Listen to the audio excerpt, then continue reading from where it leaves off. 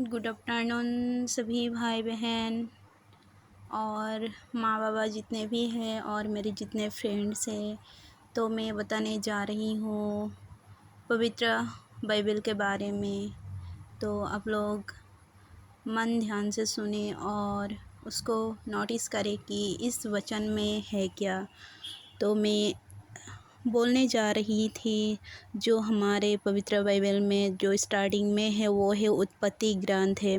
तो उत्पत्ति के बारे में मैं बताने जा रही हूँ। तो आप लोग प्लीज़ मुझे सपोर्ट करें। जो ये मेरी नई चैनल है तो आप लोग प्लीज़ मुझे प्यार दें। और मैं ये बोलने जा रही हूँ कि सृष्टि के बारे में मैं बताने जा रही हूँ कि प्रारंभ में हुआ क्या था।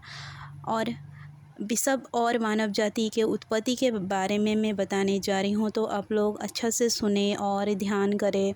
और इसे सुनकर आप लोग प्लीज़ लाइक कमेंट सब्सक्राइब कर दें ताकि मैं दूर दूर तक मेरे चैनल मतलब शेयर हो और मैं अच्छे से ईश्वर की वचन कह सकूँ ताकि मैं सबको ये यह जानना ज़रूरी है। हाँ, हम लोग सब लोग जानते हैं कि सब अपने अपने काम पे बिजी रहते हैं। हम लोग आजकल यीशु मसीह के विषय में सोचने के लिए टाइम नहीं मिलती है। तो मैं इसीलिए बताने जा रही हूँ उत्पत्ति के विषय में। तो आप लोग प्लीज़ अच्छा से सुने।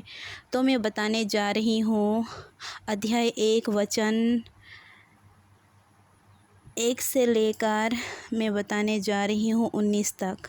तो प्लीज़ आप लोग अच्छा से सुने। तो मैं बताने जा रही हूँ कि प्रारंभ में ईश्वर ने स्वर्ग और पृथ्वी की सृष्टि की।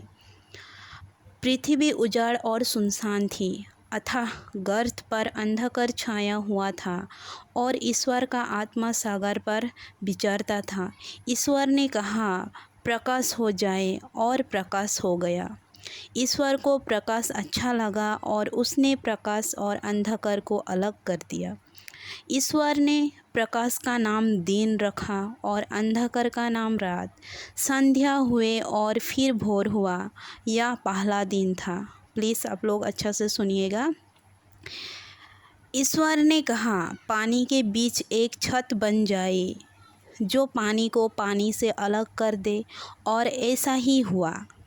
ईश्वर ने एक छत बनाई और नीचे का पानी और ऊपर का पानी अलग कर दिया। ईश्वर ने छत का नाम आकाश रखा। संध्या हुए और फिर भोर हुआ, यह दूसरा दिन था। ईश्वर ने कहा, आकाश के नीचे का पानी एक ही जगह इकट्ठा हो जाए और थल दिखाई पड़े, और ऐसा ही हुआ। ईश्वर ने थल का नाम पृथ्वी रखा और जल समूह का नाम समुद्र, और यह ईश्वर को अच्छा लगा।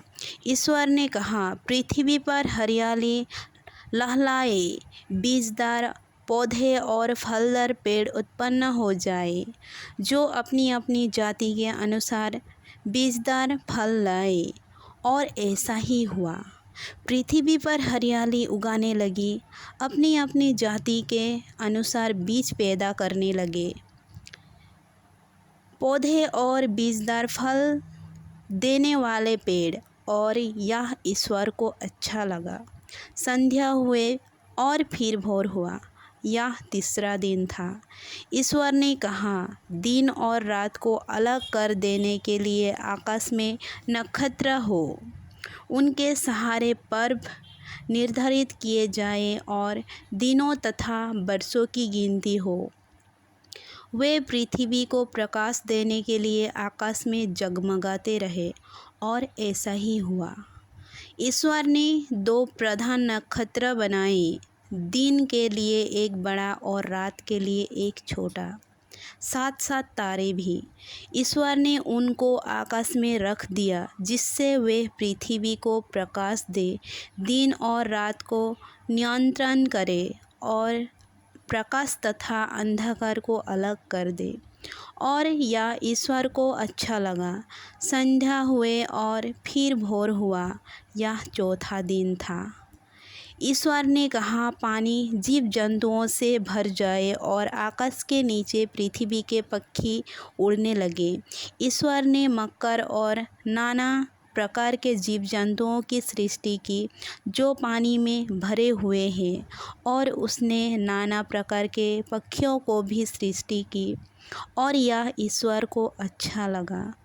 ईश्वर ने उन्हें यह आशीर्वाद दिया, फलों फूलों समुद्र के पानी में भर जाओ और पृथ्वी पर पक्षियों की संख्या बढ़ती जाए।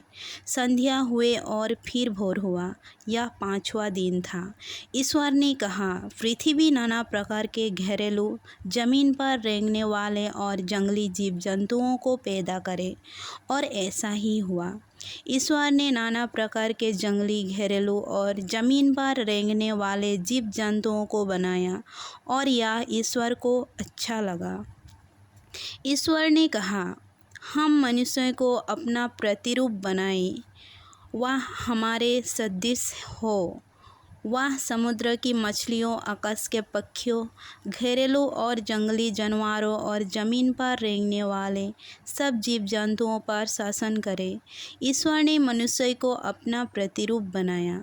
उसने उसे ईश्वर का प्रतिरूप बनाया। उसने नर और नारी के रूप में उनकी सृष्टि की। ईश्वर ने यह कहकर उन्हें आशीर्वाद दिया, फलो फूलो, पृथ्वी पर फैल जाओ और उसे अपने अधीन कर लो। समुद्र की मछलियों, आकाश के पक्षियों और पृथ्वी पर विचरने वाले सब जीव जंतुओं पर शासन करो। ईश्वर ने कहा, मैं तुमको पृथ्वी भर के बीज पैदा करने वाले सब पौधे और बीजदार फल देने वाले सब पेड़ देता हूँ, वह तुम्हारा भोजन होगा।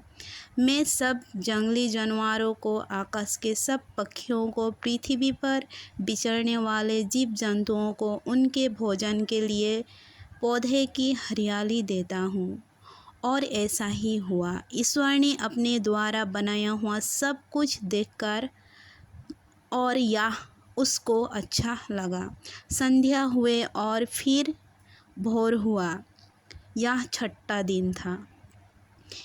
इस प्रकार आकाश तथा पृथ्वी और जो कुछ उनमें है सब की सृष्टि पूरी हुई।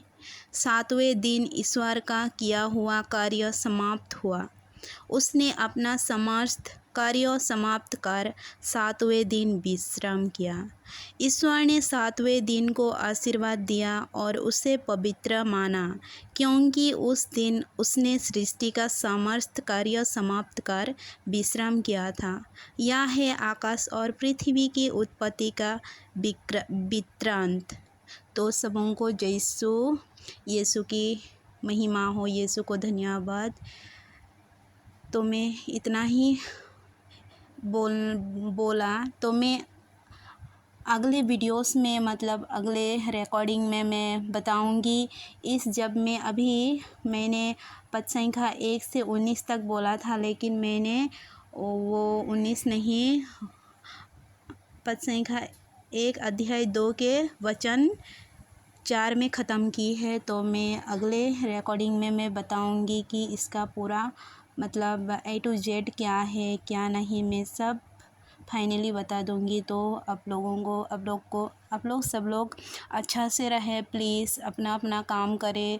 ज़िंदगी जीने के लिए तो कुछ ना कुछ करना पड़ता है, काम तो करना पड़ता है। फिर भी यीशु को याद करें। हमारे जीवित परमेश्वर ने हम लोगों के लिए क्या क्या किया है, क्या नहीं किया है, वो सब हम लोगों को जानना बहुत ज़रूरी है। तो मैं इतना ही कहकर सबों को जय यीशु।